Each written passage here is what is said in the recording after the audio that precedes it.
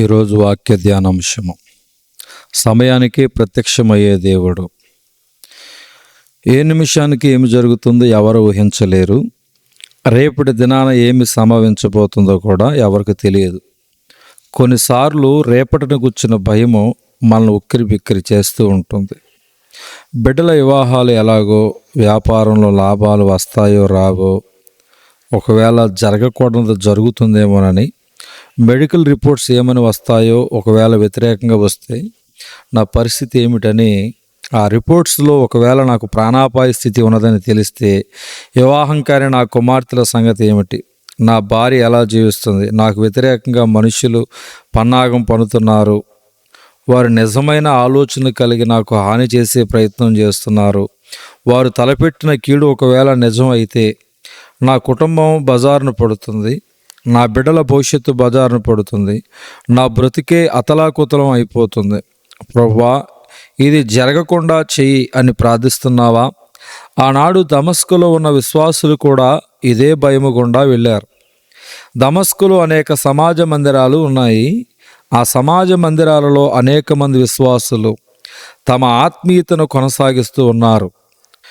అప్పటికే అనేక సంఘాలను, విశ్వాసులను భయంకరంగా హింసించిన సౌలు దమస్కులో ఉన్న విశ్వాసులను, సంఘాలను ఆయన హింసించడానికి యెరూషలేము నుండి బయలుదేరాడని, తమ యొద్దకు వచ్చేస్తూ ఉన్నాడని వారు భయపడి ప్రార్థించడం మొదలుపెట్టారు.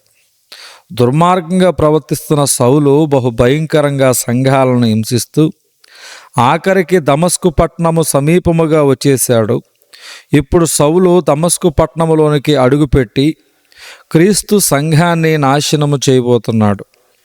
అలా తాను దమస్కు పట్టణంలోకి అడుగు పెడుతున్నప్పుడు అకస్మాత్తుగా మార్గం మధ్యలో యేసుక్రీస్తు ప్రత్యక్షమయ్యాడు. మన ప్రభు హింసించబడుతున్న సంఘానికి, హింసించడానికి ప్రయత్నిస్తున్న సౌలుకు మధ్యలో ప్రత్యక్షమయ్యాడు. మన ప్రభు తన ప్రజలకు సహాయం చేయడానికి సమయానికి ప్రత్యక్షమయ్యే దేవుడు. కావున నీ కుటుంబంలో, సేవలో, సంఘములో, నీ బిడ్డల విషయంలో, ఉద్యోగములు ఏదో కీడు జరుగుతుందని లేదా మెడికల్ రిపోర్ట్ ప్రతికూలంగా వస్తాయేమో, కుటుంబ సమస్యలు, ఆర్థిక సమస్యలు తీరతావేమో అని భయపడొద్దు. క్రీస్తునందు విశ్వాసముంచు. ఆయన తప్పక నీకు సంభవించబోయే కష్టానికి, కీడుకు మధ్యలో ప్రత్యక్షమై నిన్ను ఆదుకుంటాడు. ధ్యానించు.